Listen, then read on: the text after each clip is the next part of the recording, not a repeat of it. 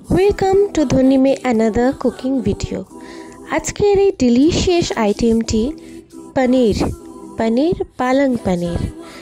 কিছু বেঁচে পনির ছিল, সেগুলোকে চৌকো চৌকো করে কেটে নিচ্ছি এবং পালং শাকটিকে ভালো করে ধুয়ে গোটা পাতা সমেতই একটু ভাপিয়ে সেদ্ধ করে নিলাম।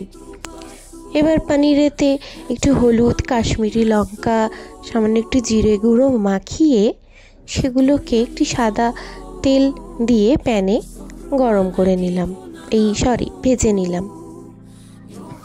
হালকা হালকা ব্রাউন করে ভেজে তুলে নেওয়ার পর একে একে রসুন বাটা, তেজপাতা এবং গোটা গরম মশলা ফোড়নে দিয়ে কেটে রাখা পেঁয়াজ, টমেটো এবং একটু পেঁয়াজ কলি ছিল সেটিও অ্যাড করে দিয়েছি। এবার একে একে মশলা, ধনে গুঁড়ো, জিরে গুঁড়ো, হলুদ, নুন, কাশ্মীরি লঙ্কা সমস্ত দিয়ে একটি ভালো মিক্স পেস্ট বানিয়ে নেব, গ্রেভি। এবার পালং শাকটাকে জল ঝরিয়ে রেখেছিলাম, তাতে ধনে পাতা, পালং শাক এবং কাঁচা লঙ্কা সব দিয়ে বেটে সেই মিশ্রণটি গ্রেভি হয়ে যাওয়ার পর আমরা অ্যাড করে নেব। একটু চিনি যোগ করলাম তোমাদের স্বাদ অনুযায়ী। দেখো ভালো করে গ্রেভি থেকে তেল ছেড়েছে। এই অবস্থায় আমরা ওই পালং শাকের মিশ্রণটি অ্যাড করে দিলাম।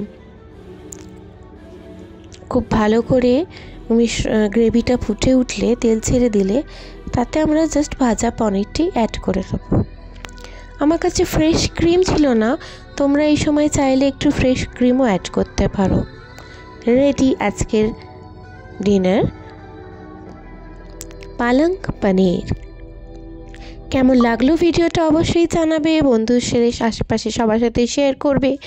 রেসিপিটা দেখে রান্না করলে সেটিও কেমন হয়েছে জানাতে ভুলবে না। আর চ্যানেলটি অবশ্যই লাইক, কমেন্ট, সাবস্ক্রাইব করে দিও। আজকে ডিলিশিয়াস ডিশ পালং পনির।